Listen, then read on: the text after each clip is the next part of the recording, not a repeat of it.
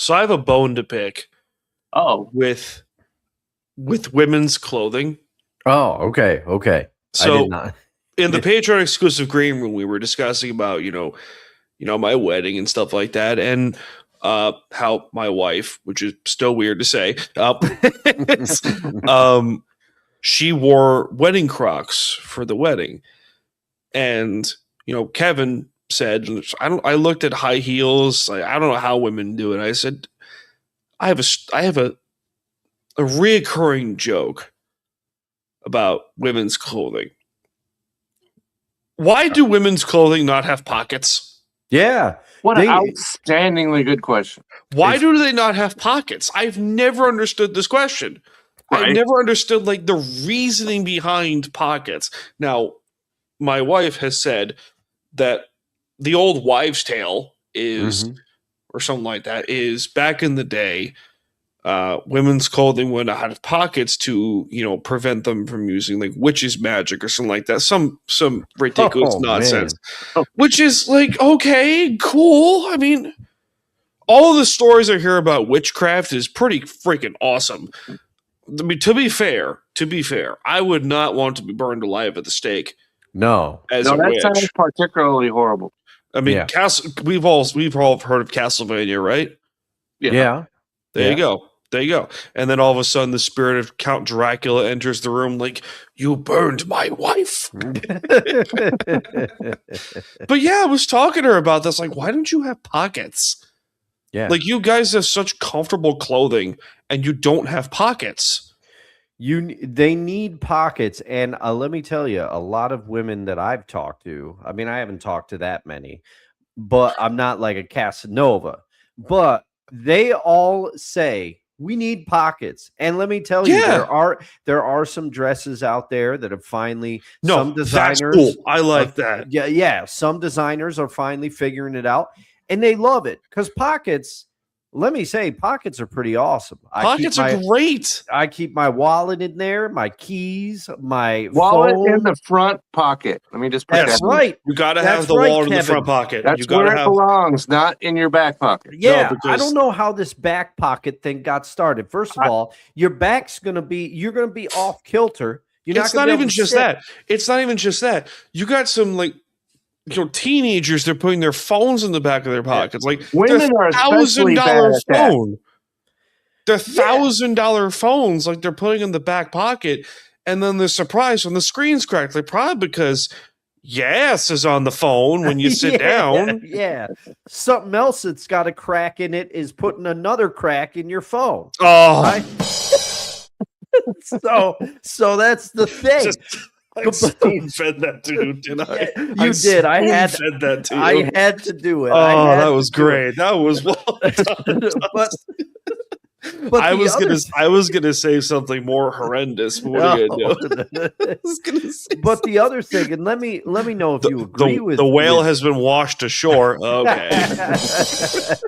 The sea was angry that day, my friends. Remember? Oh, great reference, Kevin. Great reference. But here's the thing, and I have to ask both of you because my dad was a back wallet person. He's old school like that. But to me, it's inviting pickpockets, right? It is. And you're not going to feel it. No. And Dustin, it's interesting you mentioned that because years and years and years ago, I used to put it in my back pocket. Yeah. And when I was in California, my ship was in San Diego. My dad lived up in Orange County, California. Great place. So it's awesome. So I took a bus up from San Diego to Anaheim bus station. I get off the bus and I go and feel in my back pocket. My wallet was gone. Oh, it was pickpocketed. It had my military ID, which was only a couple months old, my dollars and everything else. And oof. And ever since then, it's always been in my front pocket. Yeah. See, I've never had that. I've never had my wallet or anything in my back pockets. If I carry anything in my back pocket, it's, a defense mechanism, but, Mm-hmm. Well, hopefully you're not needing that a whole lot. Well, I don't have to travel to New York City a lot, so let's be honest here. Okay, that's fair enough. I don't have to travel to Lower Manhattan every day. I've been there. God. Yeah, don't go. Don't go. Well, Don't go. I've Don't been go. there. Don't go back. Okay. Don't go back. And, Everyone, listen. Everyone who listens to this show understands my thoughts on the entire area that is New York City. It is a friggin' dump. So I have to say, as there are the people in the city probably view me as a backwater hick or whatever they think, or a What? hayseed. There are people in the city that feel like anything. They think that Poughkeepsie is like, like Alabama or something. yeah. So there are people I know, but like for me, I'm with you, Dan. I go down there for Yankee games every once in a while, but other than that, I'm like, I don't get the charm. The pace is too fast for me. Everything. Give me Boston as a city over. Boston's New York. great. Yeah. I will defend Boston. Boston's a great city. But let me just Philly's say, also nice too. Because we went to New York. That's years ago too. But we went there, and you hear sometimes about how New Yorkers are mean and stuff like that. We did not find that to be true. Oh, it's However, we did find that if you're in the street and the light turns green to go the other way, go. You best move your rear end out of the way immediately because they're coming. Yeah. And so as long as you know that and are aware of it and practice that, you're fine. I remember I clipped an episode of this show probably 2 years ago, and I got maybe 70,000 comments when I said that New York City's a dump. Oh man, yeah, people love the city, man. I don't get it. Listen, I'm not gonna lie. If I had the opportunity to go, I love city culture, particularly Brooklyn and Queens. We were in Brooklyn as well.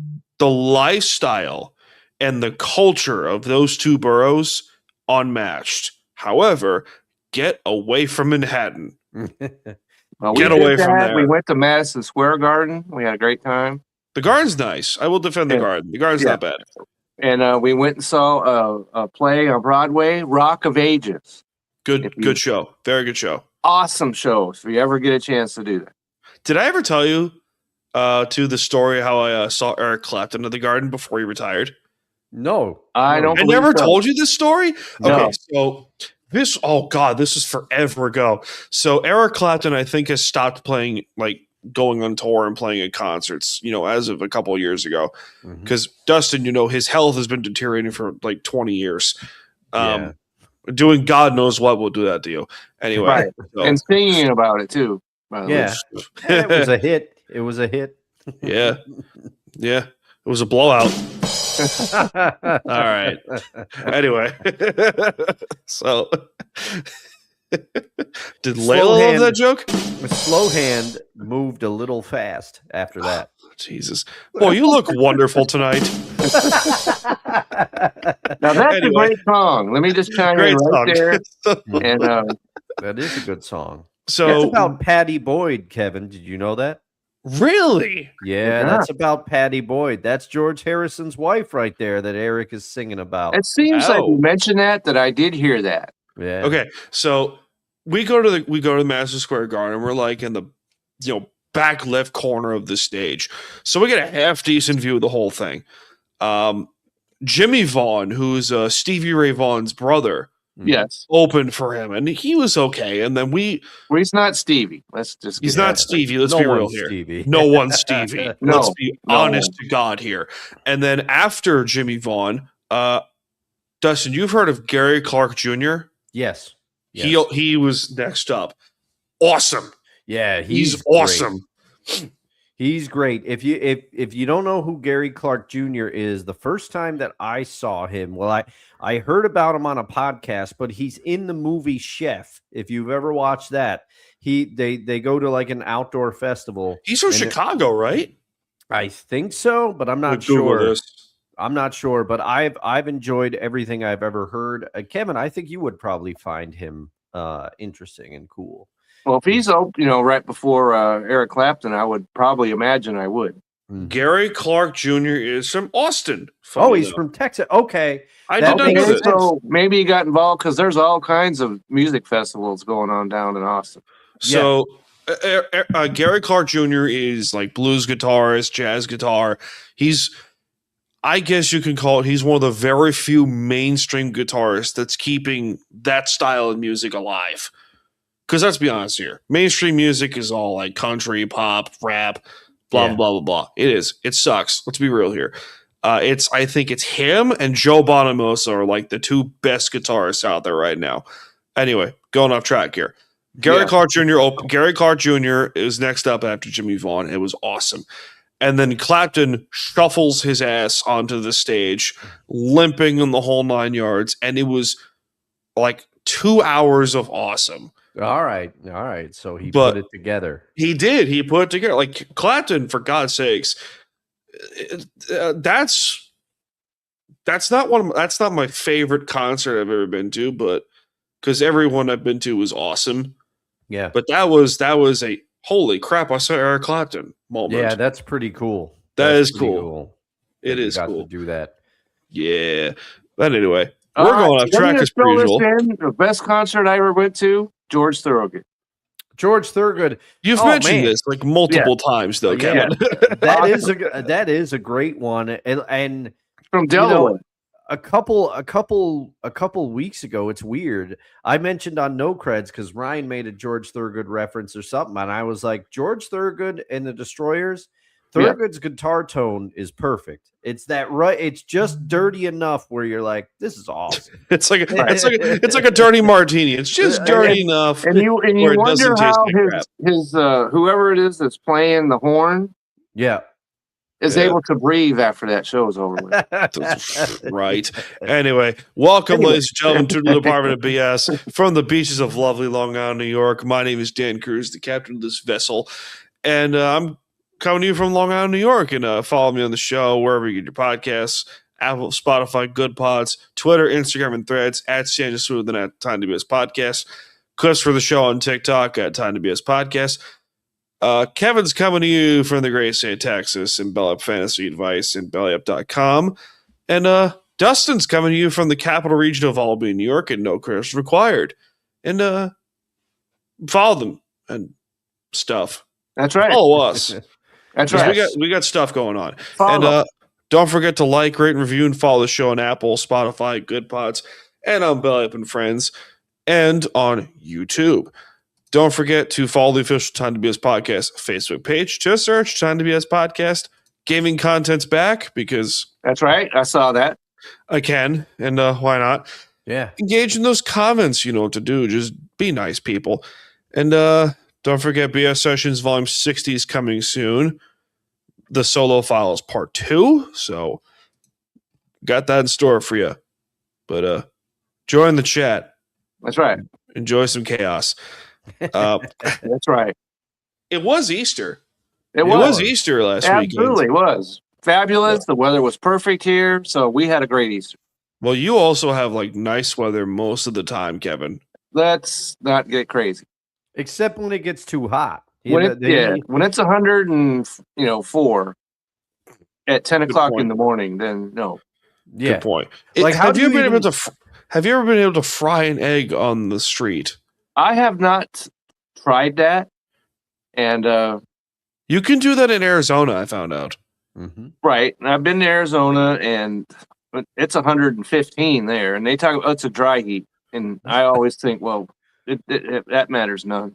Dry heat, I can defend. It's not terrible, but moist heat sucks. You got that right. Because we get the moist heat up here, Dustin. We do. Yes, we do. It's god awful. But it is funny, Dan, because every once in a while you can do that here. I distinctly remember I was probably 6 years old because we were still in my old house before we moved to the house that I spent most of my life growing up in. And my mom cracked a couple eggs and fried them on the patio. We must have been having a heat wave or something, and she did that. I remember that. Sounds interesting. I wonder if Desi's done that. She probably has. She probably has. Probably has because she's in the deep south. So that's right. Probably. I wonder if oh my god, I've wanted to go down to New Orleans so bad and we want to go there as well. I want to go to on that. Louisiana so bad and just We've get been like to Louisiana, but just not New Orleans. and get homemade jambalaya. Okay, yeah. But we're talking like in the 15-gallon pot. Yeah, the big, yeah. So there's some genius out there on Facebook like that makes jambalaya in like a 20-pound pot. And it is the coolest thing I've ever seen. Is he the guy that's got the suspenders and no shirt and he's got all his seasonings in the holster? That's one of them. Yeah. That's one of them. So that guy. So, but he's from Texas, I think. He's got this, the Southern boys. That's what they are. It looks so good. Every time I see it, my mouth just waters because I love that stuff. And because when you do it right, you can smell everything. Yeah, that's what I've been told. I've never had one of those. I'd love to do it. Go to a boil, something like that. But I want to go to try beignet. I want to have homemade beignets from a specific place in New Orleans. We have breaking news.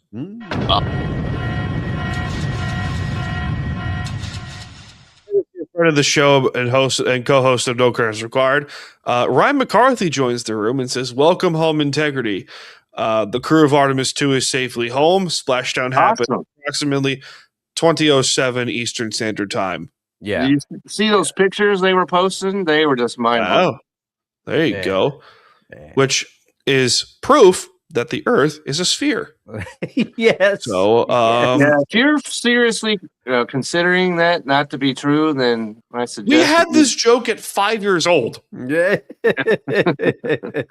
Why are you 30 and still doing this, man? Right. There's the ancient Google Greeks exists. Understood this. Google exists. Let's be honest here. It's not hard. Good God.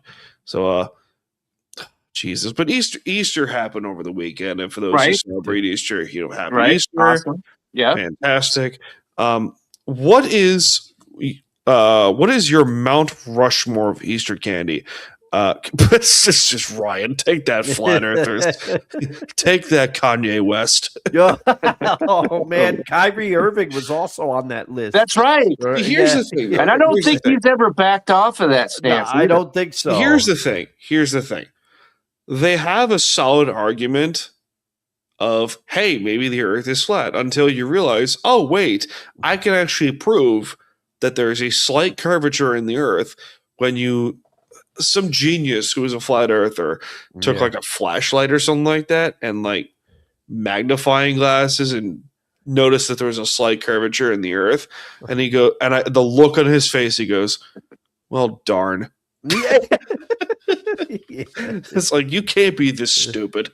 Oh man. Listen, we here at Time to BS don't condone flat earthiness. No, we do not. Because I've been out to sea, of course. Yeah. And seen ships that were just over the horizon. You could see their mast. And Pirates of the Caribbean. Okay. The rest of the ship, couldn't see it. Why? Because the Earth curves. Speaking of, has anyone seen Pirates of the Caribbean? Not recently. It's been a while, but I have, yeah. So at the end of the third film at World's End, by the way, Hans Zimmer, fantastic. Yeah, I think we can all defend Hans Zimmer and his glorious soundtracks. We can. Well, if your name's Hans, you're probably bringing it pretty good anyway. Probably. Well, let's be honest here. I mean, hey, Hans, can you lend a Hans? All right, that was bad. That's bad. Unless you're in Die Hard. Yeah, that's a Christmas movie. Doing well. It is. It is. That's a Christmas movie. I'm ready to defend anyone that says that it isn't. Anyway, so Hans Zimmer composed the World's End soundtrack for Pirates of the Caribbean, and towards the end of the movie, one of the characters goes, keep a short eye on the horizon, and you see one of the ships like disappear into the sunset and a bright green flash. And there's some geniuses on TikTok that have been using that sound to showcase their drone footage of the horizon, and it is awesome. It's awesome. Beautiful soundtrack. Highly recommend you guys watch those movies. But absolutely. Kevin, because you take forever. What's your Mount Rushmore of Easter candy? I'm kidding. Okay, so I'm going to take a short, I'm kidding. Jesus, okay, Kevin. No worries. Because, okay, so sorry. number one, you guys have done the same thing to me. Has to be the Reese's chocolate Easter bunny. Oh, the Easter bunny. Okay. All Easter bunny. Okay. Right. We talked about this the other day, and we agreed that if you have one of those, you have to eat the ears first. Okay. That's the way you start that. And then you consume the rest of it. Right? Right. Okay. And so that's you don't number consume one. The head? So then I would go with a Cadbury Easter egg. That's too much sugar. Oh, well, sir. In one egg, there's probably like Easter, 1,000 grams of sugar. Easter, you're not concerned about any of that. Right? Okay. And I was down in Australia. They have the place, one of them, that makes Cadbury.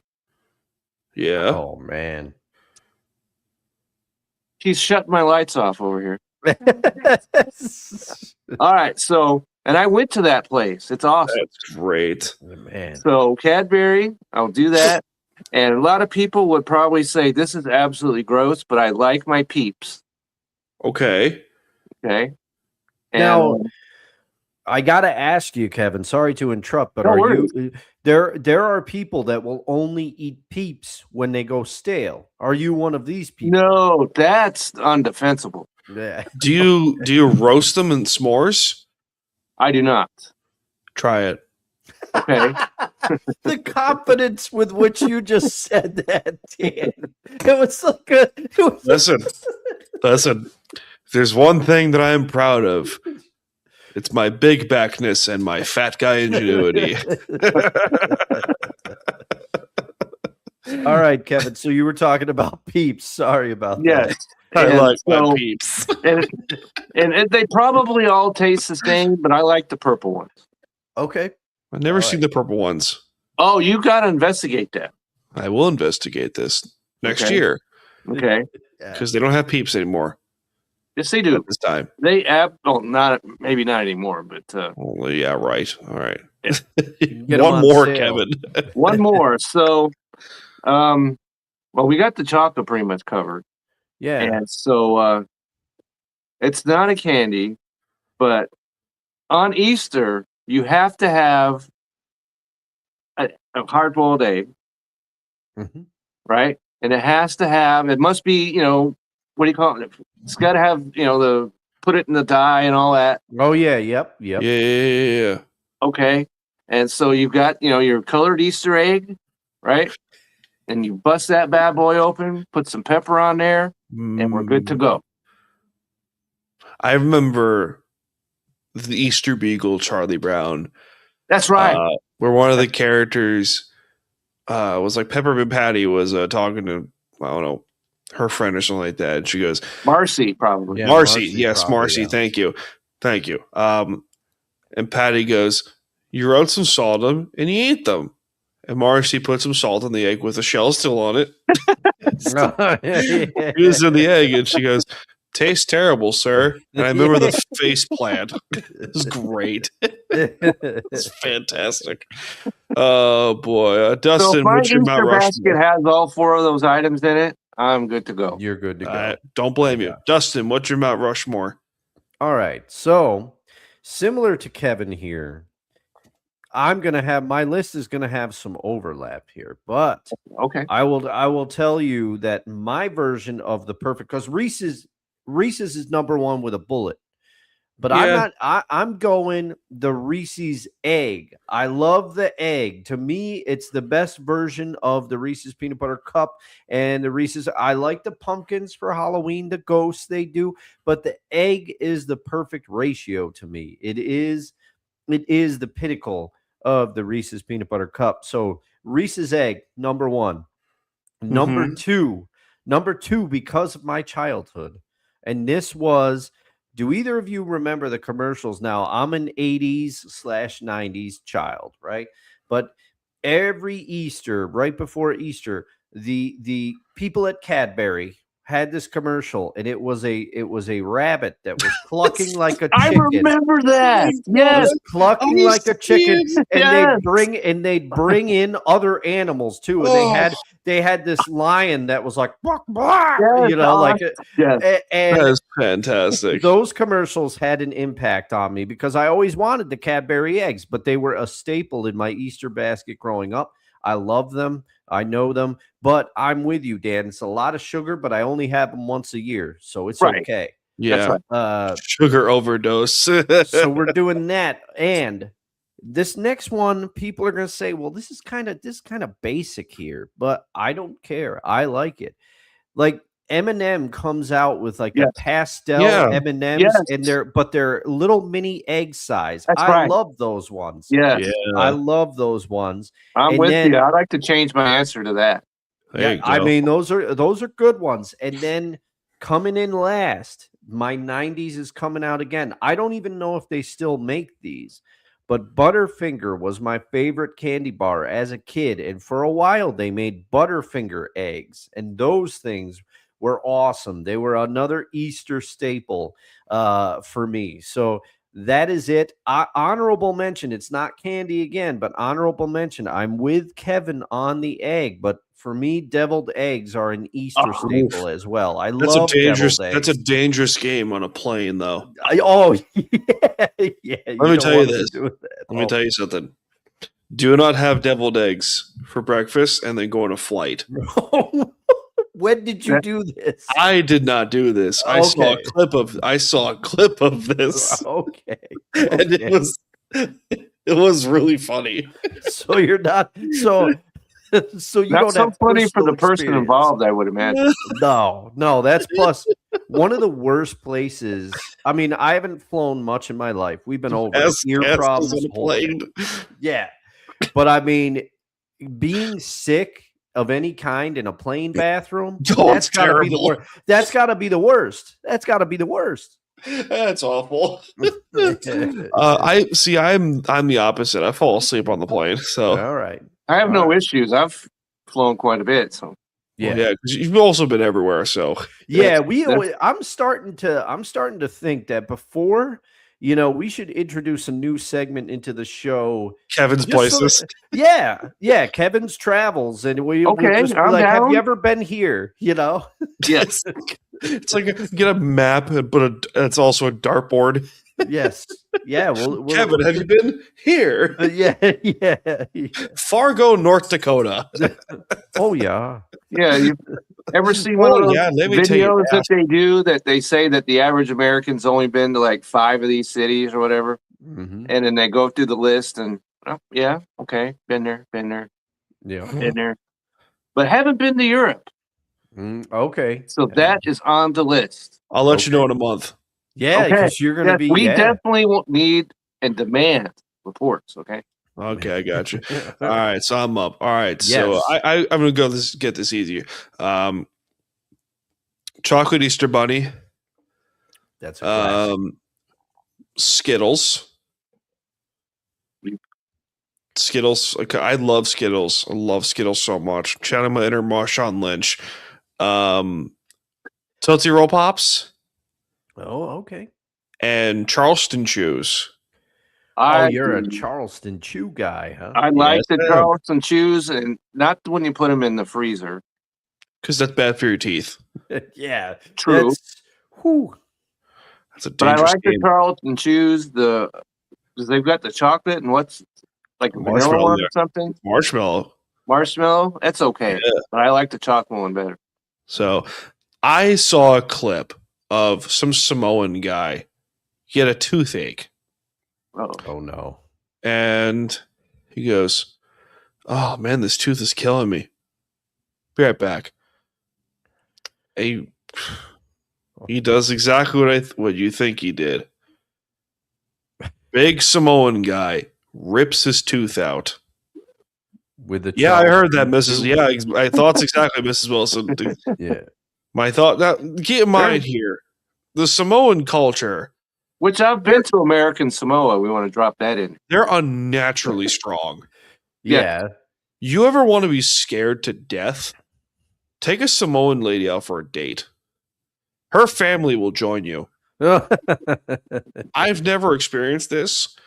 I know someone who did. Okay. I haven't told this story yet. So, no, there is this guy I practiced with football with back in the day. And, he took a Samoan lady out for a date. Now, he's like 5'8", and she's like 6'2", 6'3". All right. But she's like gargantuanly strong. And I asked him one day, he goes, "Did you ever ask for uppies?" Oh, jeez. And he goes, "No." It's like, first of all, you're 5'8", she's 6'2". I would not blame you nor make fun of you for that, because that'd be amazing. Hey, man, love is love, right? Amen to that. You got that right. Amen to that. All right. Before we go on with the rest of the show, let's remind ladies and gentlemen, this show is not free. So, cue the music. This show ain't free, so time for some ads. Hey guys, this is Hector from the Insert Name FC podcast, here to tell you guys about Canada Dips. It is a great tasting, superior alternative to traditional dip using CBD in a way that is radical, enjoyable, and effective. It comes in 5 core flavors: wintergreen, mint, citrus, mango, and American spice. Canada Dip CBD is the new evolution in dip, allowing guys to enjoy great, long-lasting taste without the downsides. If you guys want to go ahead and try them out, use the code BELLYUP20 at CanadipCBD.com. Once again, BELLYUP20 at CanadipCBD.com, and you'll get yourself 20% off your purchase. Thank you again for Canada Dips for being a great partner of Belly Up Sports. All right. So, I got a question for you guys. Anyone want to make a trade for one Dexter Lawrence? Oh, man. So, okay. Let's preface it by saying this. The New York Giants, who are a train wreck of an organization, one of their one bright spots of being a Giants fan that is, hey, you get to have Dexter Lawrence. He has now basically demanded a trade out of New York. Freaking Jersey. But anyway, he's a really freaking good player. Yes, he is. I don't think anyone's going to deny the fact that Dexter Lawrence is probably one of the 2 bright spots on the Giants defense. It's him and Brian Burns. That's it. I mean, the Giants defensive line, they can get some pressure on you. They can, and Lawrence is one of the big reasons why, pun intended. Anyway, so when I saw this news, I could not help but think, Big Cat and Dexter Lawrence reunited? But then I thought to myself and said, nah. And I mean that because it would probably take a crap load to get this guy. Yes. But not to the degree of what you think it would be. Like, we're not trading 3 first-round picks for Myles Garrett here. He's probably going to cost... What was the Leonard Williams trade? Hold on. I'm going to look that up. I'll look that up now. I'm curious because if the Leonard Williams trade was like, I think it was a 2nd and a 3rd round pick. All right. They traded defensive lineman Leonard Williams to Seattle in exchange for a 2024 second-round draft pick and a 2025 fifth-round pick. It was a 5th round pick. Okay. I think it's going to cost them 2 seconds to get Dexter Lawrence out of New York. Because let's be honest here. Dexter Lawrence is one of the best nose tackles in football. Not even close. There's very few and far between who come close to his dominance as a nose tackle. Right? Very fair assessment, right, Kevin? Would you say? I would say that, unfortunately for him, he's not coming off a great season. If he had asked for this trade a year ago, and he would have gotten a little bit more to ask for than he is now. Yeah, I would trade for Kevon Thibodeau.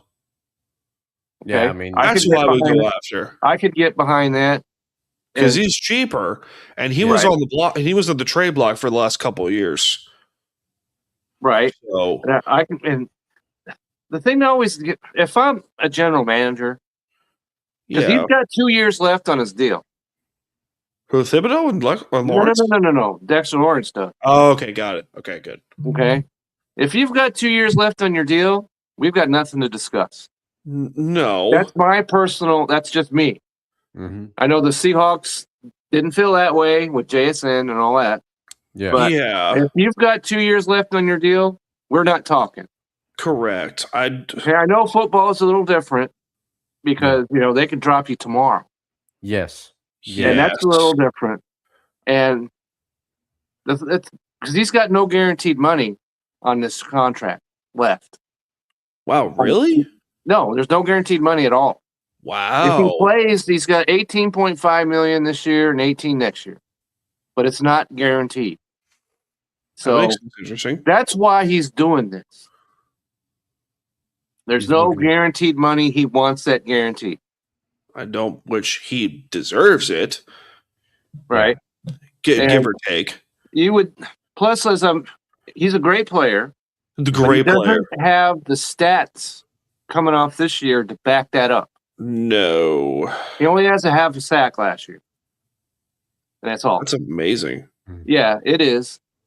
And so if I'm Speaking him, of amazing, and a new coach comes in and everything else, I am going to try and put together he was not an all-pro this year either.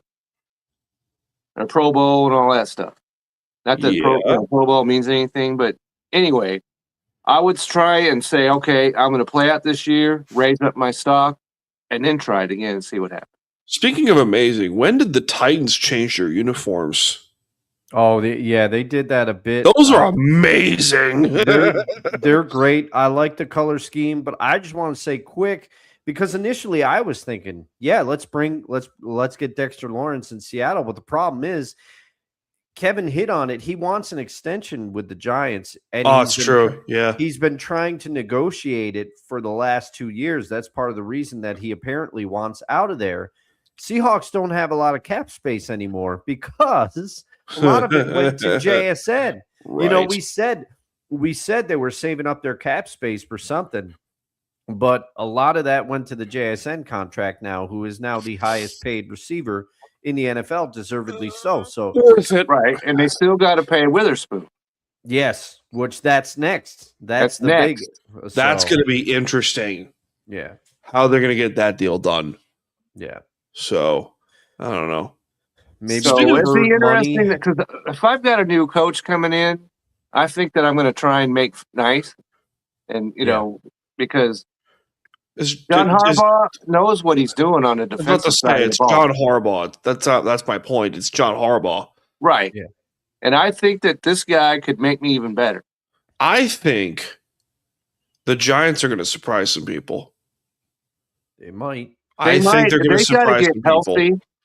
Yeah. And if they do that, our friends over there at the 3rd and 10, which I still insist that they did something that was, underhanded. Oh, man. To take us down in that recent, bracket. But anyway. Yeah, we got robbed. I'm sorry. We got robbed. We did. You guys over there belly up, miscounted. Something happened there. Stop the count. That's right. And Anyway. but anyways, but because they're giant guys. Mm-hmm. And, they have a show. So check it out. By the way, shout out to Brian Geminaro, who's starting a Mets podcast. Good for him. Oh, he's doing That's a Mets awesome. podcast. Okay. He's the guy that's him and I did the fantasy football show together. Yes. And so, and I know he's a Mets guy. And, I'm a baseball guy, of course. He's the most rational Mets fan I know. Right. I would tune into that, even though I live in Texas. So there you go. I the only reason I say the Giants could surprise some people is they got 2 guys on the edge. Brian Burns. Mm-hmm. I am a huge Abdul Carter fan. I thought, I swear to God when I say this, when the Giants took him last year, number 3, I texted a buddy of mine as a Giants fan, and I said, you are going to get the next great pass rusher.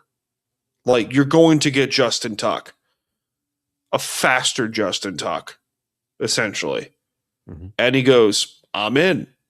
He didn't have a good rookie season at all, probably because that he's a head case. He was a head case at Penn State, but he's got such big upside. He really does. That's the kind of thing that John Harbaugh, once again, can bring that. He's got massive upside. He does. And John Harbaugh can help bring that out of him. Right. Yeah. That's why I was surprised. I was surprised when this news hit because I was too. I said right off the bat, this makes no sense to me. Yeah, I said, after years of dealing with the Giants and kind of their turmoil, they're on the upswing now because I think all of us think that John Harbaugh is going to turn it around to some degree. And Jackson Dart, he looked great. He did last year. If you can keep Cam Scatteraboo healthy, he looked great at points last year. Brian Burns, he might be my favorite running back in the entire league. Oh man, yeah, he looks like he eats nails for breakfast. Yes. And then you got, it's a big if, but if Malik Neighbors comes back healthy, and Wan'Dale Robinson kind of emerged for last season. They got some pieces. They got some pieces there. Yeah. And the good thing about Neighbors is he got hurt early enough in the year that he's going to have some time to recover. Yeah. Yep. Amen to that. Keep your eyes out for that. We mentioned Devin Witherspoon before, and speaking of corners, there's another corner who's out there who – one of the best nickel corners in the entire league, basically requested a trade from Indianapolis. Kenny Moore, who's been with the Colts for like 10 years or something like that, he all but requested a trade from Indianapolis. The Colts are a freaking mess, and I mean that respectfully because I like Chris Ballard. I think he's a good GM, but then there are moves that he makes that makes me question everything about his tenure in Indianapolis. Like, what are you doing? Like, most notably, taking who was that guy from UCLA? God, hold on, give me a second. I got this.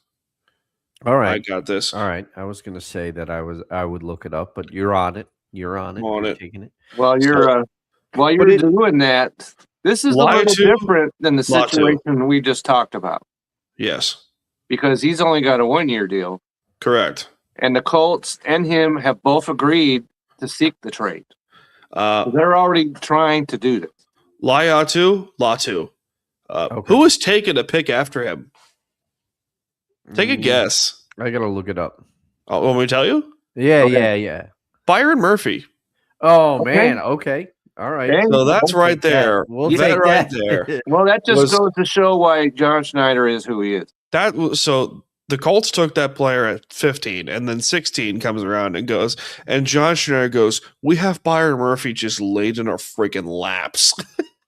Yeah. Murphy, man, he really started to. I'm excited to see what he could do this coming year, because last year he started to take the leap for sure. So he's going to be an animal this season. I love it so much. But yeah, so Kenny Moore is one of the best nickel corners in football.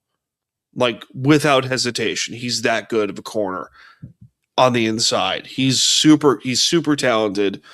But the Colts defensively are a freaking mess because they have a non-existent pass rush. They had like Zaire Franklin, who's now gone. They released him. The only bright spot of their defense is the secondary. That's it. Yeah. That's literally it. And Kenny Moore, who's probably their best secondary player, requests a trade. So it's like, what do you do? Like, because they don't have a first-round pick. Yeah. Well, they're not certainly going to get a first-round pick for this guy either. Well, no, they're not. But like, they don't have a first-round pick this year because they stupidly trade 2 of them for Sauce Gardner. Right. I'll die on this hill. He's average. Oh man. Okay. People are going to come for you. I know Ryan wants to make a comment.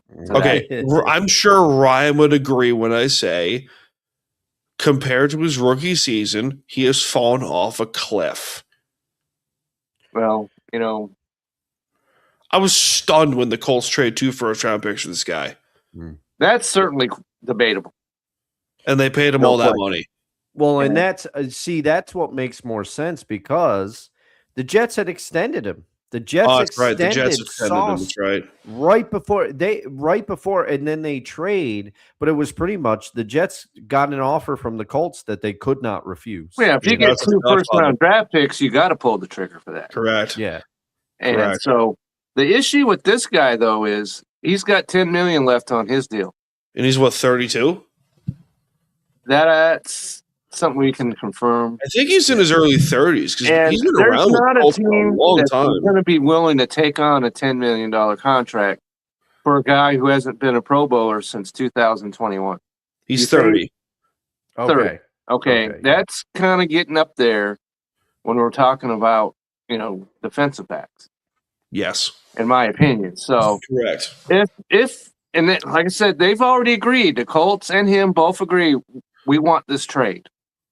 And so if the Colts, it was said that if they trade him before July or June 1st, they save $7 million on the cap. I would do this. Throw $3 million into it and him and get some draft capital back, and let's get this deal done. I would do this, and I'll tell you why. Witherspoon has shown to be comfortable on the outside. He can play outside. He absolutely can. Right. No doubt in my mind about that. Josh Jobe is the number 1 corner. We can all put that to bed. And I think what they were going to do is they're going to see who what they have in Nehemiah Pritchett. Yeah. Playing on the opposite side of Josh Jobe, and then keep Witherspoon in the slot. I think you do this trade because 1, it moves Witherspoon outside and you put Kenny Moore in the slot. And number 2, you don't have to rely on Nehemiah Pritchett, who, keep in mind, in limited snaps, he's shown he can play, but there are times where he's like, oh, put Woolen back. Yeah. And which you can't anymore. Woolen's in Philly now. Only issue for the Seahawks is they only have 4 draft picks. Can you imagine? I can't wait for the eventual boo fest that Woolen's going to receive in Philadelphia when he whiffs on a play. Oh, man. I can't wait. I can't wait. It's going to be hysterical. It's just like a certain wide receiver who was saying, I want to go to where it's greener. Oh, yeah. All right. Yeah. And Deshaun Jackson? No. DK. Oh, yeah. I want to go where the grass is greener, and I'm not, Pittsburgh, okay? Because I was thinking of Deshaun Jackson because, he left the Rams and he goes, I want to go win. He signs with the Raiders. Haven't won since, 2002 or something like that? Something like that, yeah. Jeez. What are you going to do? Oh, boy. So this guy should be easily tradable if the Colts will match some of his salary. Yeah. So we pivot from football to hockey. Yes. Next up, because I don't know if you guys have heard, there was a coaching change that happened. We did hear about show that came out about that too. So yeah. Ding. Yes. Isle of BS, everybody. That's right. There you go. The New York Islanders fired Patrick Waugh after 2.5 seasons, replaced him with former Stars head coach Pete DeBoer. Okay. I know a game has been played since then because they smoked the Maple Leafs, the Islanders, who, by the way, how many shots do the Maple Leafs have against the Islanders? Take a guess. Oh, man, I have no idea. Okay, I'm going to go out on a limb here. 20 shots. 20. I was going to say 18. You're gonna laugh. It's gonna be amazing. First of all, the Islanders won 5-3. Okay. Right. Didn't the Islanders have like 40 shots? Take a guess. Oh, man. 44. 44, correct. Kevin man. won that. How many do Maple Leafs have? I want to say 18. I'm sticking to 20. Close. Kevin's closer. 16. No, I was going to say 15 first. I should have. Yeah. Now we both went over, so we won Jack, nothing. Yeah, we got nothing. Okay. So 44-16. that's impressive. So It is. when I saw the news that, okay, I'm going to say this right now, and from the people that I've spoken to, between the different reporters, the different, insiders, the different fans, and they've all said the same thing. Patrick Waugh was not Matthew Darsh's guy. He wasn't. Well, fine, but you don't make a change with 2 games left in these. Okay, hold on. Patrick Or Waugh 4 or whatever was it hired. was. Hold on, you. Patrick Waugh was hired by Lou Lamoriello to replace Lane Lambert, who, by the way, Lou Lamoriello fired Barry Trotz for reasons I can't explain after 4 seasons. Great coach. That's by far one of the worst decisions in franchise history, and that's a hill I will die on. That being said, I think they all said the same thing. If the Islanders fail to meet expectations this season, we're talking like they get eliminated in February from playoff contention. I think the coaching change was going to be made regardless. Because Waugh was not Darsh's guy. He wasn't. And I will defend the Peter DeBoer hire because DeBoer was going to go to Toronto. The word around the street is Toronto is going to fire Craig Berube after the season and then pitch a call to Dallas because he's still under contract, even though he got fired by Dallas. Pete was Pete DeBoer to say, "Hey, we want to talk to Pete." And I think DeBoer was going to take the Leafs job. That being said, when the Islanders the last month or so were starting to falter bad, and they went from being second in the Metro to 5th in 2 weeks. Right. And the goaltending fell off. The defense fell off hard, and they couldn't score. Darsh, to his credit, basically put his Framundas in a wheelbarrow and said, "Here, let's see where this goes." That's a South Park joke for those who I get was it. going to say Randy Marsh. Randy Marsh. Buffalo Soldier. But basically said, "Hey, I want to get Pete DeBoer over." I think DeBoer was his guy from the get-go. Because it's amazing how Pete DeBoer, in his defense, great coach, but a basket case, was out there for this long. Well, that's amazed. Well, I mean, because there's a reason. Yeah, I have to give a shout out to Ryan because he reminded me of this. I forgot about that. The press conference where Pete DeBoer pretty much just destroyed Ottinger. So destroyed him. You can't do that to your players. No, I was here, of course, for that. Okay, so I will had a front seat, so to speak, for that. I have had hit or miss with that because, for one, he's kind of right. Ottinger didn't do squat against. Well, Edmonton. He is. Yeah, he's definitely been napping, for lack of a better term, during the playoffs. Correct. So he's kind of right in that way. However, you don't do that in a press conference. No. And he didn't even talk to him face to face. And not only that, he did this before, did DeBoer. He did this with former Islander goaltender Robin Lehner when he was in Vegas. Basically threw Lehner under the bus. And I know some people that have met Robin Lehner. Mm-hmm. Lehner's a great guy. Such a great dude. And I could tell Lehner was pissed. Well, yeah. I mean, because that's a guy who I do not want to get into a fight with. Is Robin Lehner. There's not a lot of goaltenders you probably would want to. No. There's one. There's one. All right, Henrik who is it? Lundqvist. Oh, Henrik, huh? Yeah, I guess. But safe to He's say, too pretty. He needs a punch in the face. Henrik will not be receiving any s'mores peeps from you. Peep s'mores. He gets a s'mores. He does, because first what I'll do is I'll do the old Italian route. I'll send the wife to get him from the front door and feed him a s'mores peeps. And then later on, when the lights dim out, he gets a clock in the face. Oh, Jesus. Why didn't you win a cup with the Rangers? Oh, You man. piece of dirt. I still have. You choke artist. You're so pretty, though. Dang it. You're the captain of the ship. Of course, I'm not going to tell you how to run it, but you got to clip that Peeps clip, because the confidence with which you said that, it was a great moment. It was a great moment. It's a great moment in show history. It really is. Yes. Oh, man. I mean, Kevin, what do you think of DeBoer getting hired by the Islanders? Well, I had never come across where, in the last 2 weeks, you had teams cut their coach. Oh, yeah, Vegas. Right. Yeah. Vegas did it, and now Islanders have done it.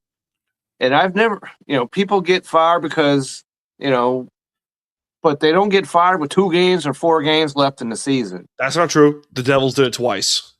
Yeah. Well, except And for Ryan will hockey. defend that. Except for hockey. Doesn't happen anywhere else. And so it'll be interesting to see, because, you already said where they won their first game, and in Vegas, it's working out for them. Yeah. Oh, yeah. Because since they made this change, they're playing much better. Much better.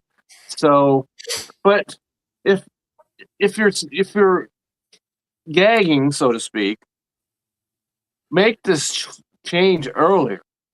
Yeah. Yeah. Okay? And if DeBoer hadn't done what he did with Ottinger, because he got the Stars to 3 straight Western Conference Finals. I think 6 in 8 years. Wow. Yeah, it's something unbelievable. But he did it here 3 straight years. And for him to, and I agree with you about Ottinger, because he's supposed to be, and you could say he is one of the best goaltenders in the land. Sure. But when the stakes are the highest, he does not show. That's my opinion. You know who else doesn't show up in playoff time? Who? Henrik Lundqvist.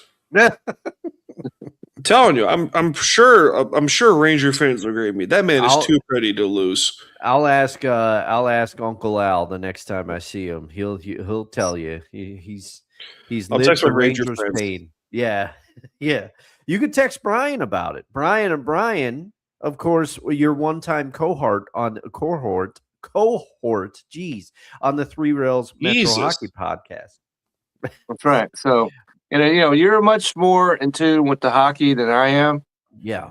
I'm a little, I've come aboard a little more of late. And so I'm very interested to see how this is going to work. And it might be too late, especially in Nyler's case, for this to do any good. Yeah. Yeah. So that's my takeaway on that. I mean, it might be, Kevin, like you mentioned, too late, because, like you said, I think hockey is the only sport where the Ryan and I were joking, the new coach bump, and like you said, Kevin, it's working. He's right. In Vegas.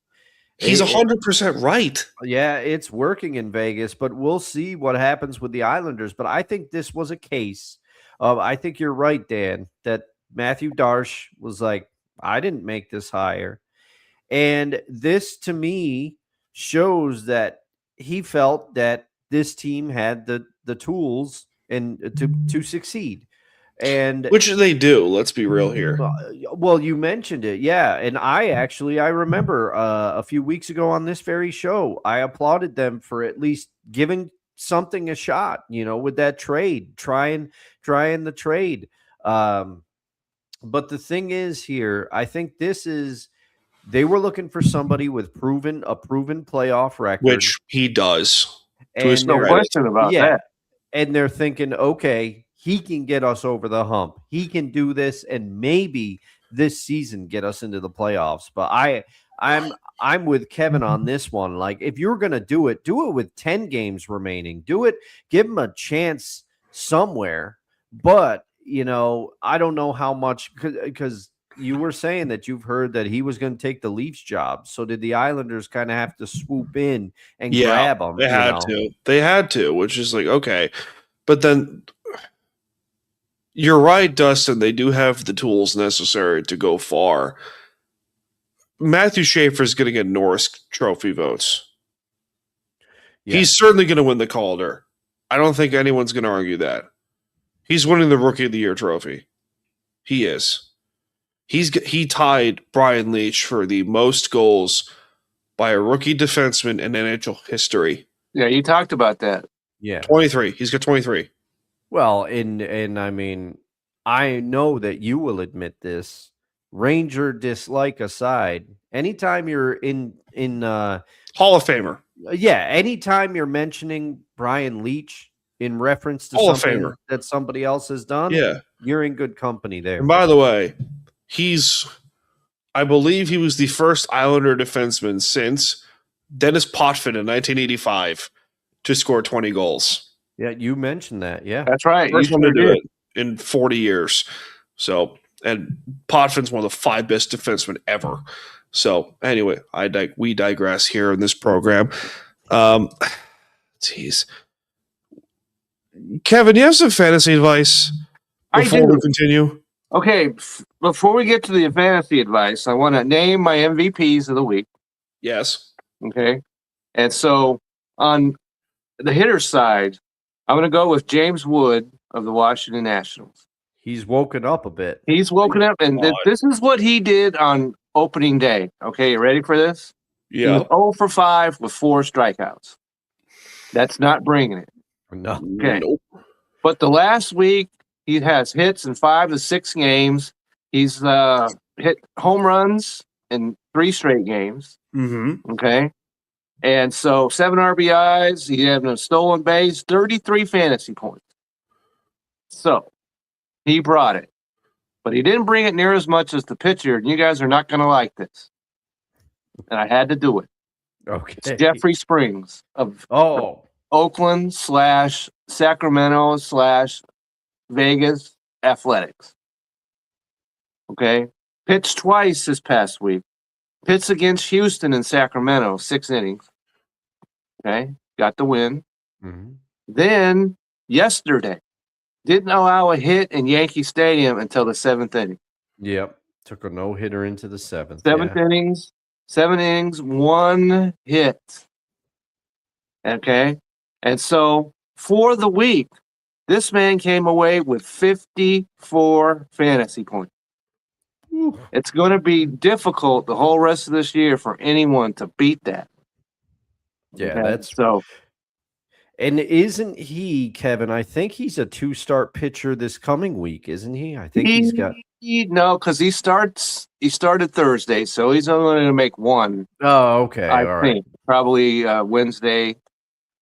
If he starts Tuesday, maybe. But so those are my 2 guys for the award.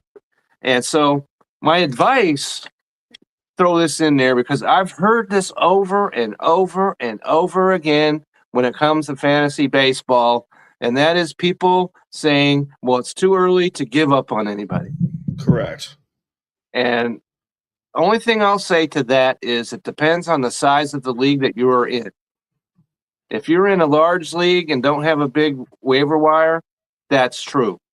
If you're in a 10-man league and have all kinds of guys that are on the waiver wire, that's absolute nonsense. Let me give you an example. Let's say you have a guy on your roster. He's 10% rostered. He's won for his last 17 with 10 strikeouts. Let's just say. And there's somebody on the waiver wire. He's 10 for his last 17. And he plays in 2 separate positions. That would make all the sense in the world to make that switch. Yep. to replace him with a guy who's got the better bat going on and has more valuable as a multi-positional player. And if you're on your fantasy team, you've got your core guys that you don't trade. You're certainly not going to drop them.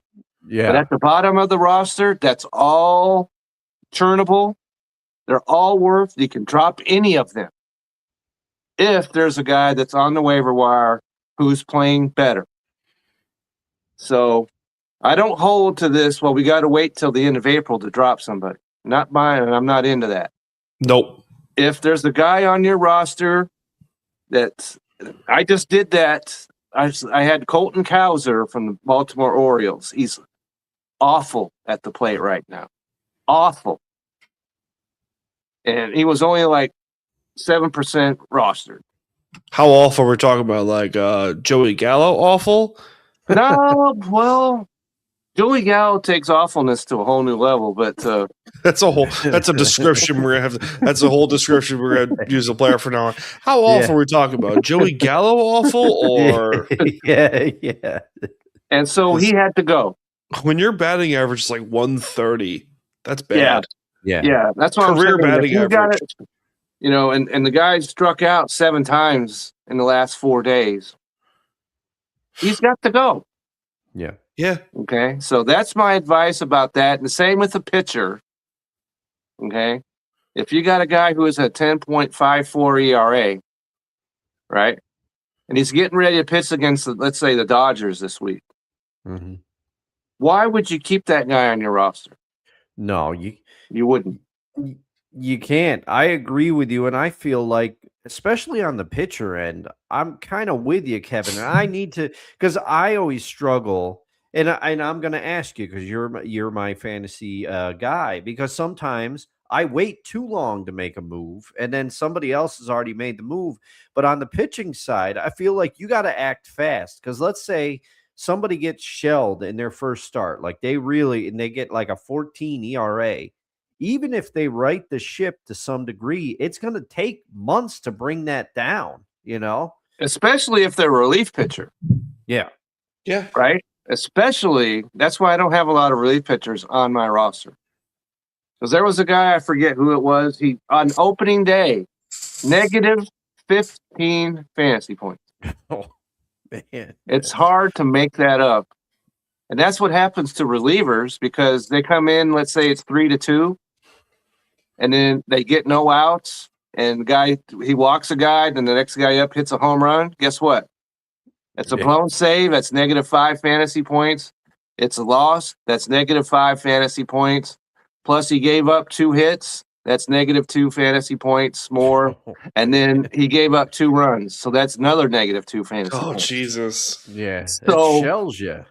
Right? And so, like I said, if it's a start, let's say Nathan Eovaldi. Let's bring him up. Okay. He got shelled in his first 2 starts. You're not dropping him.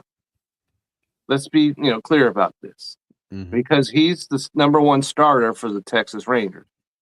You're not dropping him. You're going to wait that out a little bit. But the guy that's at 10% roster that got shelled, he's got to go. Correct. Now, since you brought up the Rangers, I'm going to ask you one more question. Because again, I had this guy in past years, and he burned me a bunch of times. And I said to myself, I'm not going to pick him up again. And that is Taj Bradley. Do you think Taj Bradley has finally figured it out? Because I believe he is pitching for the Rangers now, Kevin.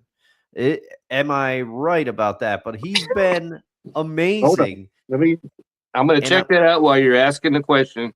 And I'm kicking Taj myself. Bradley is the guy I'm familiar with. Yeah. Taj, I think he's pitching for the Rangers now, but I can't remember. But when he was on the Rays, I'm like, Taj is going to be good. Taj is going to be good. And then he would come up from the minors. He'd kind of look really good, then struggle. And then I said to myself this year, I said, I am not doing it. I am not drafting him. And now, of course, he looks, I believe, early in the season. Okay, really Taj Bradley pitches for Minnesota. Okay, the Twins. I was okay, wrong. and so this is what you're talking about right here. Last 2 starts against Kansas City, 6 innings, no runs, 5 hits. Then Detroit, 6 1/3 innings, 1 run, 6 hits, struck out 10, walked none. So he's at 50% rostered right now. Yeah. And you know who picked him up? That'd be me. Oh, you did pick him. All right. I did. Right. In one league, I got him.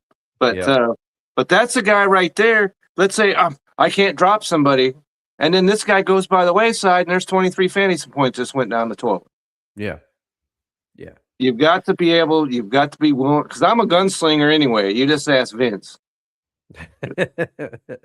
Because I make probably the most, not question, I make the most moves out of anybody on the fantasy league. Because I'm churning my roster. Yeah. I'm trying to get results. I look at like who's starting tomorrow, right? And so that's a good start for me. I'm going to get him. See, then you can kick him right after he starts and go get somebody else. I can't do that to the degree like a lot of people stream pitching, but I can't do that because I only have 55 ads for the season.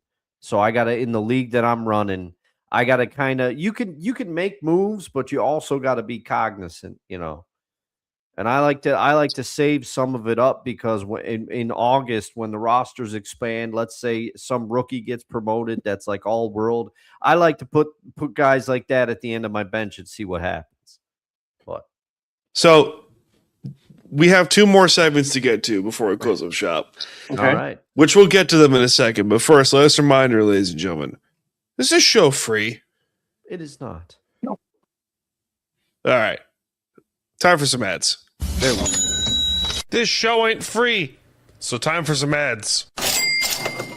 Hey everyone, it's Ryan from No Credentials Required to talk to you about one of our newest partners at Belly Up Sports, SeatGeek. Yeah, live sports is great on television, but the feeling of being at the arena is a priceless experience. That's why our friends at SeatGeek are there to help you find the best tickets at the best prices. Not only can you get tickets to sporting events, but you can also get tickets to concerts, comedy shows, musicals, and more. Search for your desired event now at SeatGeek.com, enter promo code BellyUpSports at checkout, and you save $20 off your first purchase. SeatGeek. Life's an event. We have the tickets. So before we get to the elephant in the room, oh man, and the title of this episode is there for a reason. So, did you guys see? So, this headline may be the greatest headline I've ever seen. Okay, let me strap it in. All right, go ahead. The National Football League is under federal investigation for being too expensive for fans. Okay. The National Football League is under federal investigation for being too expensive for fans. That is hilarious. It is hilarious, and they should be thrown down a flight of steps. Wow. No, here's what they need. They need to be given a tombstone pile driver and thrown into the casket. Oh, man. Undertaker, 1998. So. Yes. I'm just throwing them down a flight of steps. You got them going underground. How far? How many flights of stairs? 2. No. They don't deserve 2 flights of stairs. 2. Well, they deserve one for the AFC, one for the NFC. No, have you guys ever seen Kung Fu Panda? Of course. I have not. Okay, one of the great such a great of film. all. Anyway, so you know the big flights of stairs at the beginning of the Jade Palace? Yes. That's the flights of stairs that need to be thrown down. Okay, I can sign up for that. It's one, but it's like on a cliff. Right. That's like 78 steps or something. No, like 70,000. Okay. Hilarious.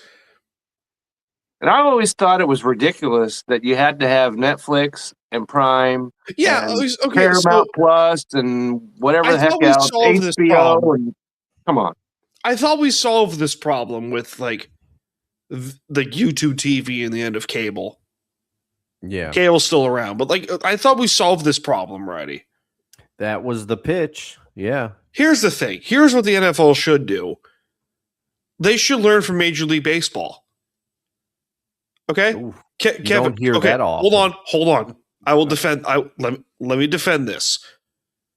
Kevin, Major League MLB TV, do they or do they not have specific team packages? Sure they do. That's what they should do. They should 100% do that. You get to watch your team. Doesn't matter if it's like, let's say you're watching the Seahawks and you happen to be in New York and they play the Giants. You still get that game. They should do that. This is an easy fix. No freaking problem. And you can charge, I don't know, whatever, $30 a month or, $150 for the season. Or that's too expensive. $90 for the season and like $20 a month or something like that. You still make your money. Yeah. You still make plenty of dollars. You do. Right. And you would make that up. Let's say you're a Cowboys fan. That's, too bad for you.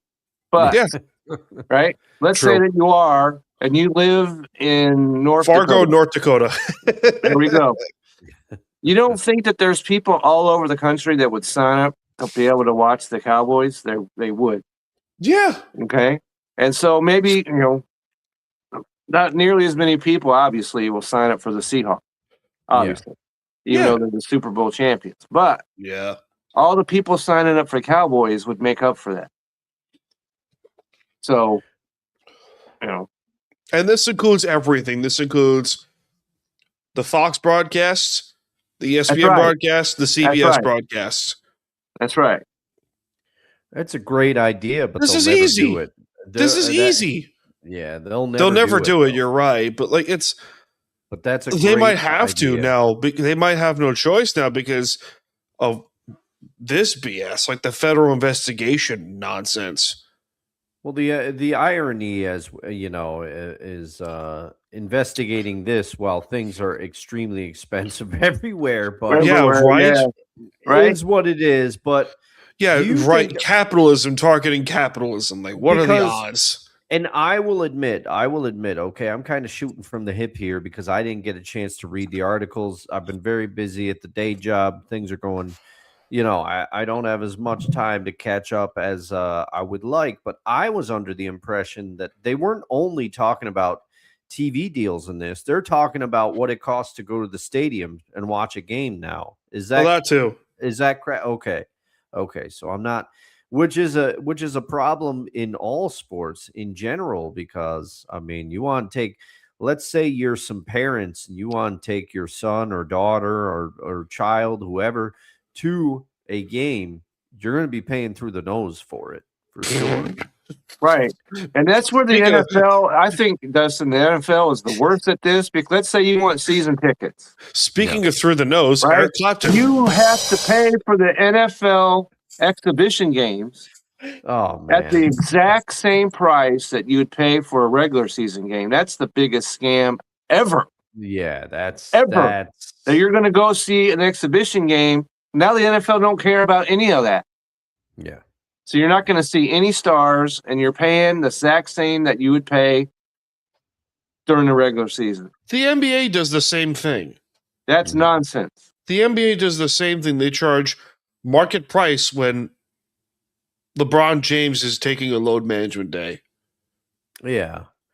But it's also, it's transparent, and I get it because but you can see what they're doing, because, and I'm going to use a dated example. So bear with me.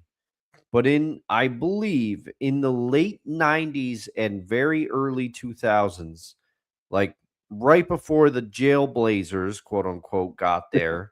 Wow. They were terrible. The Blazers were terrible, and you could get a ticket to watch a Blazers game, like $4 for a low price because the team wasn't good. And then as soon as the team gets good again, magically the prices go up. It's capitalism. It's capitalism and economics. Yes. You passed out in like freshman year of high school. Yes. Right. But they were still making money with those tickets, the cheaper tickets. They were still making the money. So what is it, like a Jets game was sold for $20 against Buffalo one time? Jesus. Yeah, and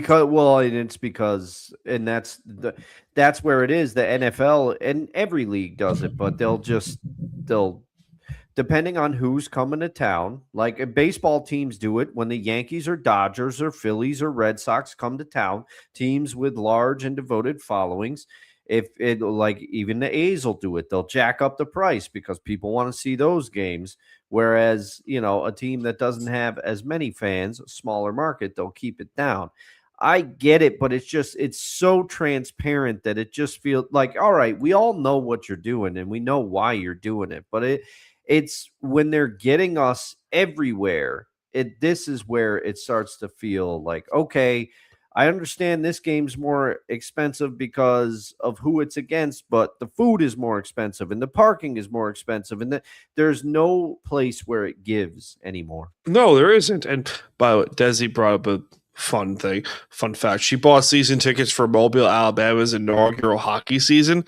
$200 later. That's cheap. There you go. Yeah, no, that's pretty good. That's pretty good. Was that for a season pass? Because that's dirt cheap. That would be awesome. There you go. Don't try that with the Dallas Cowboys. That's how deep do you think this investigation is going to go? I mean, who knows? Because let's also be real here. Let's also be thankful. The feds are getting involved with this. This could take 6 days. This could take 6 weeks. This could take 6 months. Yeah, we have no idea. You never know. Yeah. And so, Department of Justice, whomever that is exactly. I know a guy. It's the epitome of I know a guy. Maybe he's got the inside to, how these guys are going to get thrown down a flight of steps. Okay. How does that scene go at the end of Raiders of the Lost Ark? Top men. Oh, yeah, top men, yeah. What a stupid ending to a great movie. But I mean, and I have to be, and aside from everything, because you've said it 1,000 times, we don't get into the political happenings on this show. Nope, you're banned immediately if you do that, by the way. A lot of these NFL owners have friendships with people in high places, I'm sure, Yeah. So how far is it really going to go? We don't really know. We don't know. No idea. Speaking of rabbit holes. Uh-oh. And you guys want to talk about the elephant in the room? There's 2 elephants in the room, I believe. Yeah. Interlocking trunks, perhaps. Interlocking trunks.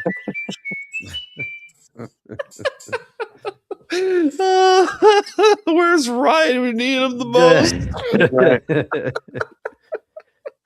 Oh man! But Kevin, I just want to say I was a big fan until you made those disparaging comments about the Cowboys and our fans.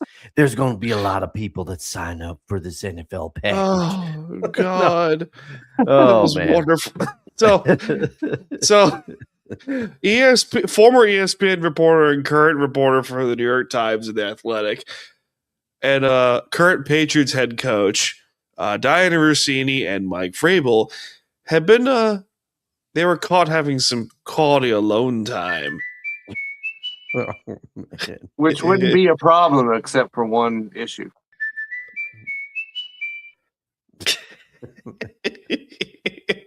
Again, down with the trenches, you know what I mean? Oh, we're definitely down in the trenches on this. Maybe Vrabel is trying to set the table. I don't know. You know what? Jesus, I'll give you that one. I'll give it cut off. That was a rhyme, but whatever. Yeah, I had to do something. She's like Princess Bride. We mean no harm. It's probably detrimental to his charm. No more rhymes. I mean it. Anybody want a peanut? What a stupid but great movie. So, okay. All jokes completely aside, we'll tell more jokes later on, but this is great. The photos are out there, and it has since been uncovered, I guess you would call it, that Diver Nusidi hates her husband. Listen, we're all adults here, right? Mm-hmm. Mm-hmm. Both of them are happily married. Apparently not. One of them is happily married, and that's Mike Vrabel. Well, first of all, I have a legitimately good question, and because Mike Vrabel is like 6'5" and like 280, but he's all muscle. correct. Yeah. Diana Rossini's tiny. How does that work? Does she, I don't know. Maybe there's a footstool involved. I'm not. is there what is there, like, a diving board that she's got to jump off or something like that? Oh man, it's like free diving or bungee, like a bungee jump or something like that. Like, how does that work? Maybe she puts on, her rock climbing equipment to climb. I don't know. Get some stilts or something like that. Rumble stilt stick. Oh, Jesus! All right. It's like maybe she hires Willie E. Coyote. Wile E. Coyote. Wile E. Coyote. Remember all that stuff that he would come up with? Oh yeah. Right. Yeah. Why is he holding a sign that says "ouch"? Well, and if you're Wile E. Coyote, why do you keep buying stuff from the Acme company? It's clearly not working. It's not working out too well. Capitalism. So, I'm just kidding. Yeah. That's right, Dan. Another thing that I've does she have to climb up there like King Kong with like the Eiffel, like the Empire State Building or something like that? Like, how does this work? That's for another show. Maybe that's time to Yeah, we definitely need to come up with some BS late night. Yeah, resources. It'd be wonderful. But it's like, okay, all jokes completely aside. But the interesting thing to me about this is because you say that Mike Vrabel is happily married. Apparently not. And the reason why I say that is because these two are making no effort to hide this. It's not like remember a while back there at some concert, and there was the man and the woman. Coldplay, yes. Oh, yeah, Coldplay, yeah. that's right. And they put them up on the screen, and they realized they were on the screen, and they tried to scramble away so that people wouldn't know who they were. Didn't work. Yeah. But obviously, they didn't want anybody to know who they were. Here's the thing. These two don't care. They were on camera multiple times. They knew they were on camera, so they don't care. So I would suspect that their spouses are getting some lawyers together right about now. Maybe they're swingers. Maybe they both like to partake in the hotel room with a chair. And they're sitting in the chair. That button's not going to be able to. Yeah, you might want to, make sure that gets some extra, attention after this show's over with. Yeah. It made it a cigarette after this. No. Jesus. And a Gatorade. Their spouses are in the chair, okay? Yeah. All right. Oh my God, Desi. Well, that's what I was going to say. It comes. I was going to say maybe they should have kept things a little more locked up. Who knows? Oh God.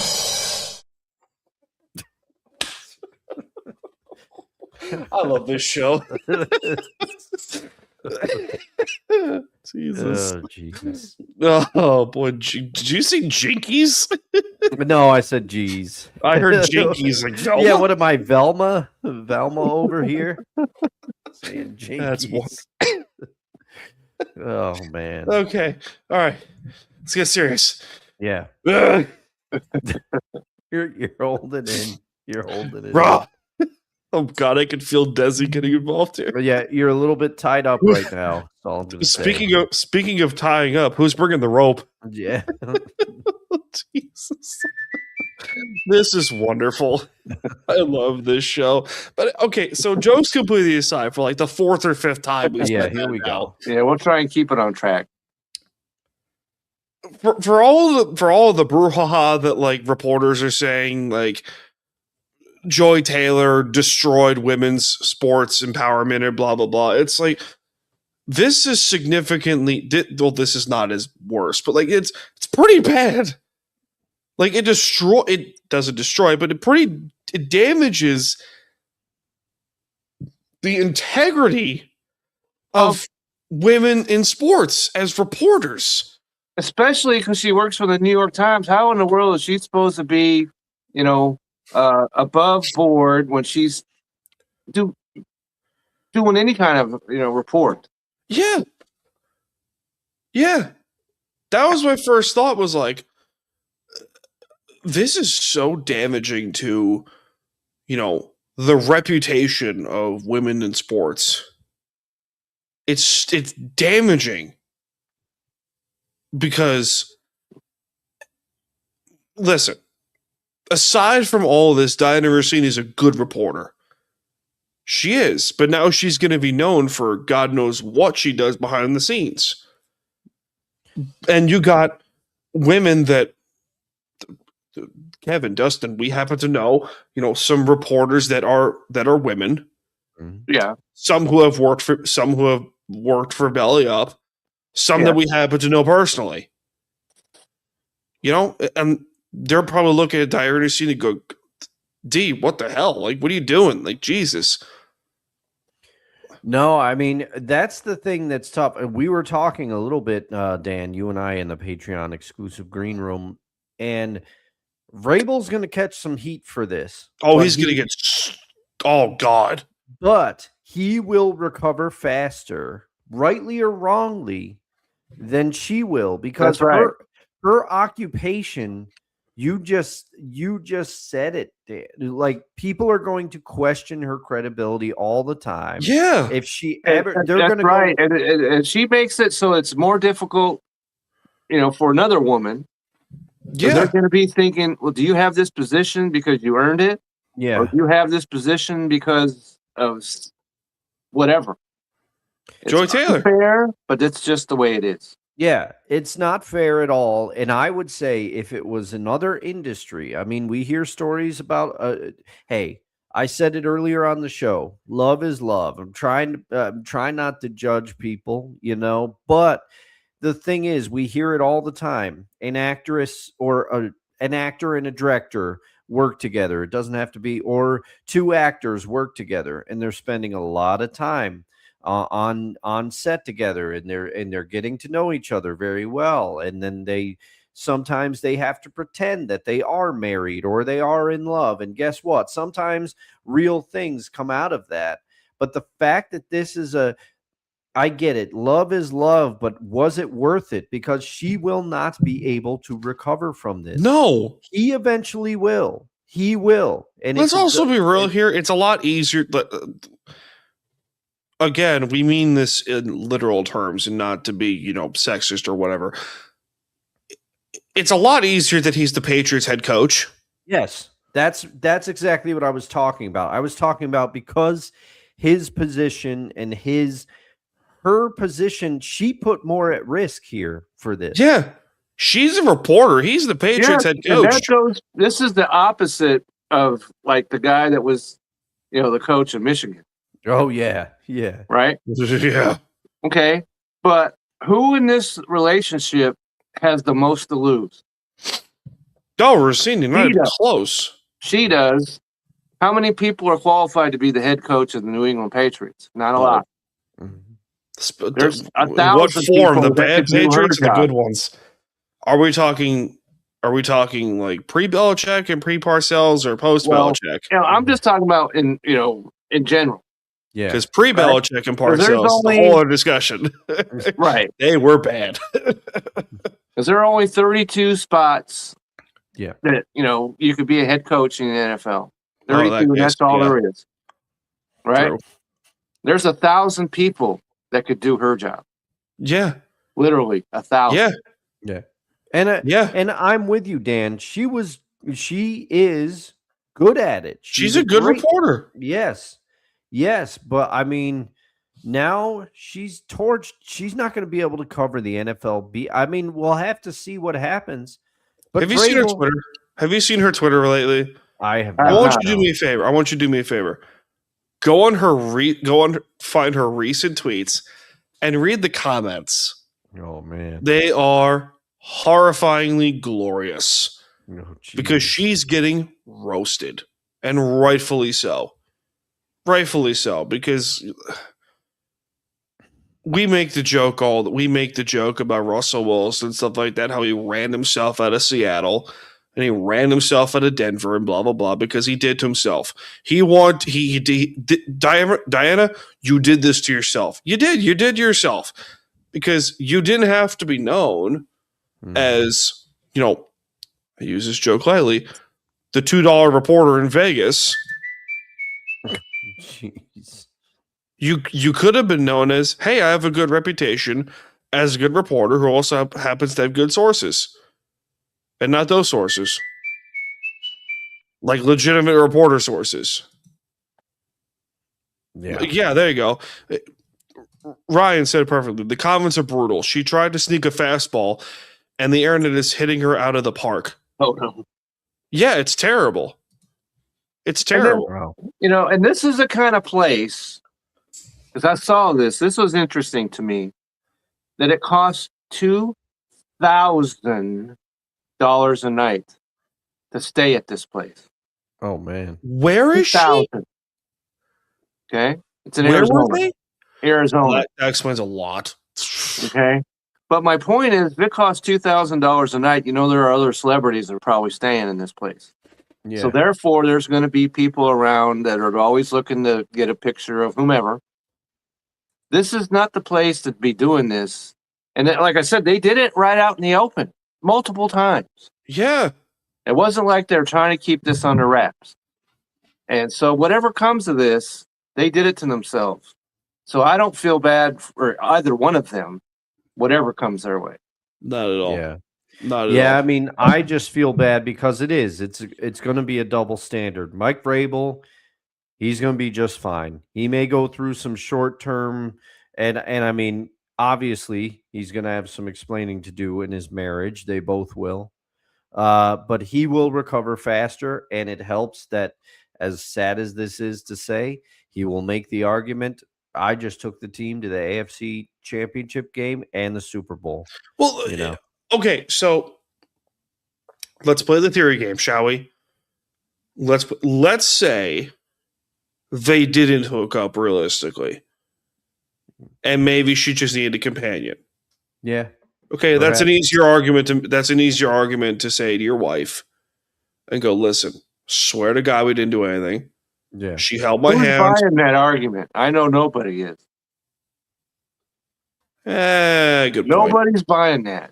That's a fair point. You don't take a woman to a $2,000 a night place to have a conversation. That's all you're doing. That's a fair point, Kevin. I'm going to eat my words. I'm sorry. Point. No one's buying it. No, I'm not good. buying it. No one is. True. Good point. All right. You guys want to handle the BS of the week before we close up shop for the day? Bring it. All right. Here we go.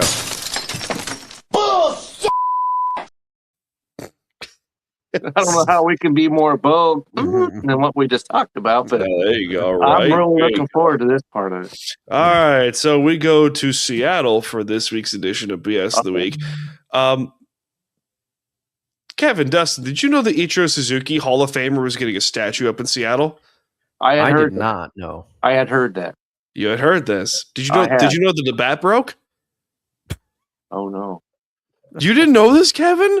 I did not. So when John Stanton, the owner of the Mariners, and Ichiro Suzuki unveiled the statue of him outside T-Mobile Park up in Seattle, the bat snapped off. Oh no!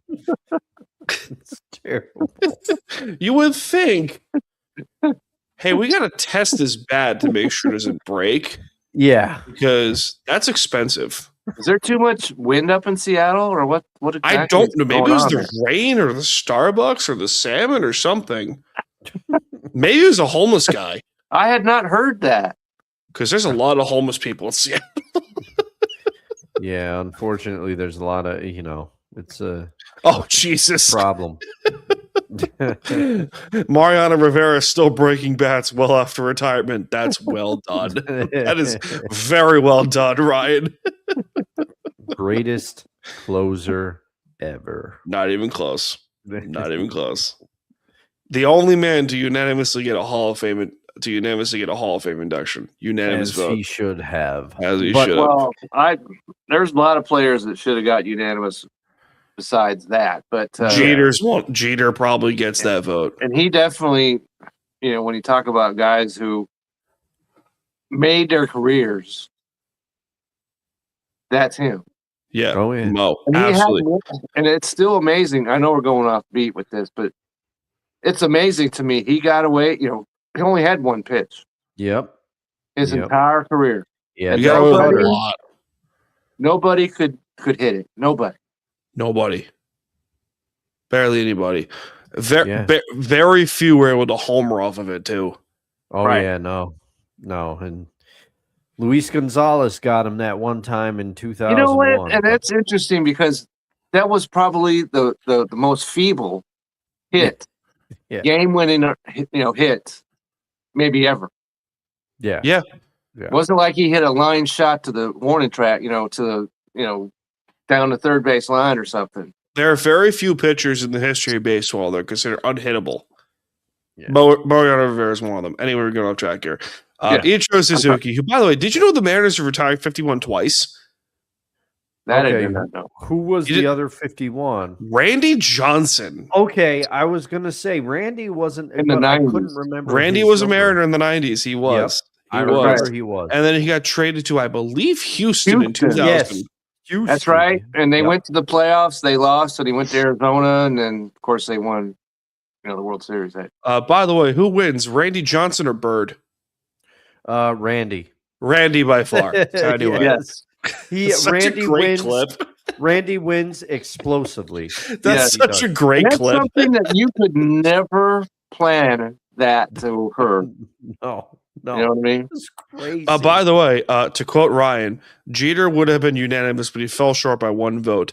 Actually, I can confirm that. It was a Boston Red Sox beat writer. It was. Oh, man. I can confirm that information. Oh, jeez. So, anyway, Ichiro, This is shocking to me because, one, Ichiro deserves a statue. Yes. Absolutely. But the other thing, the man had 3,000 hits in Japan and here.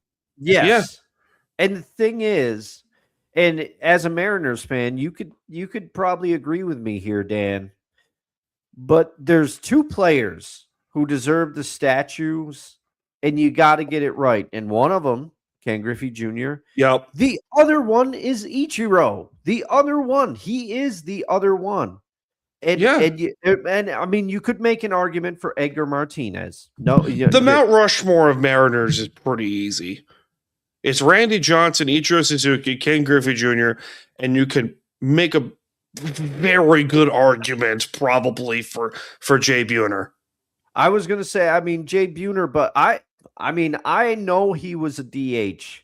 But I think you got to make an argument for Edgar as well. Yeah, good point, Edgar. I forgot about Edgar. I'm not gonna lie. And do you put? Here's a loaded question. Do you put A-Rod anywhere near the Mariner Mount Rushmore? I always consider what could have been if he didn't get traded to Texas in 2001. Remember, he didn't get traded. He signed there. You know what I mean. If he didn't sign with Texas in 2001. Right. But then it's kind of a weird butterfly effect in that way because had A-Rod not signed in Texas, Suzuki would have came over. Suzuki didn't go over to Seattle. Yeah. So it's kind of weird in that way. Yeah. But I like to play that. I like to play that game of what could have been Alex Rodriguez, prime A-Rod on the 01 Mariners. Right. He probably would have had 140 RBIs. Probably. Also, Ryan, thank you, because I see your comment. You hit me with one of the greatest. Why the hell did you trade Jay Buter? He's got a rocket for an arm. Frank Costanza giving George Steinbrenner the business for trading Jay Buter. Is that the pillar of BS behind me? What are you talking about? What is he talking about? I think he's talking about there is. I pointed at my screen like people will be able to see it. There? Yeah, the That's not a pillar. That's a corner. Yeah, I don't know. That's a corner. I'm only positing what my co-host and podcast brother is talking about. I don't know. Huh.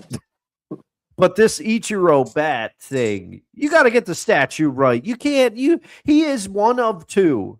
You got to get the statue right. Yeah. Yeah, Edgar Martinez is on the Mount Rushmore Mariners. I think he's got to be there. True. He was so good. He was so good. It's the corner of BS. Well done, Ryan. You gotta get the stat. The fact that the bat fell off was I texted some buddies of mine. They said inexcusable, but hilarious. That's when you just go and you fire everybody involved. Maybe Kruger Industrial Smoothing helped build the statue. Good God. We had to keep this train going. That's right. Kevin made a Seinfeld joke at the beginning of the show. Ryan's got him in the comments. We got him going here. That's right. That we did. Oh man, that is wonderful. Jeez. What's the Ryan got? Now, what about the Mount Rushmore Seattle sports? Oh, this is a piece of cake. All right. Lay it on us. Piece of cake. Largent, Ken Griffey. Yes. Okay. Walter Jones. Thank you. Sonics. That's the thing I was going to say. Do you put Glove or Peyton on there? Or do you put I'm trying to think of some other great Sonics. Detlef Schrempf. No, Sean Kemp. I was going to say, how about Sean Kemp? Yeah, Sean Kemp or Gary Payton, one of those two. That's that's the thing. You put them. I'm telling you right now, I will abandon my Knicks fandom for the Sonics when they come back. I'm not kidding. Like I'd be so pumped. 2020, 27, 28. I'm not sure, okay. but yeah. Knowing the NBA might take 5 years, but whatever. So what are you gonna do? All I know is when they come up with the Sonics again, and that first game they play at home against Oklahoma City, better be televised. Oh man, indeed. Yeah. Oh, it will be. Don't get me wrong. Anyway, any final thoughts or goes up shop? Put some respect on Detlef Schrempf's name. Is he a Hall of Famer? I don't know. Let's He might not be. get crazy. Might be. All right. Any final thoughts? Goes up shop for the day, guys. Oh, let me just throw this out there real quick because, as y'all know, I'm a Marvel guy, Marvel Comics. Yes. Okay? And if you're not watching Daredevil season 2, you need to be watching it because it is fabulous. Mm-hmm. I will check it out because I watched Daredevil on Netflix, and now Daredevil is the best series out of all of them, and Disney Plus kind of flushed that down the toilet some, but Daredevil is just as good. And they got Bullseye running around. They got Kingpin running around. It is an awesome series. So check it out. All right. All right, guys. With that being said, Dustin's coming to you from the capital region of Albany, New York. Kevin's coming to you from the great state of Texas. I'm coming to you from the beaches of Long Island, New York. And we'll see you all in this life, and most certainly the next one. Cheers, everyone. Have a good night.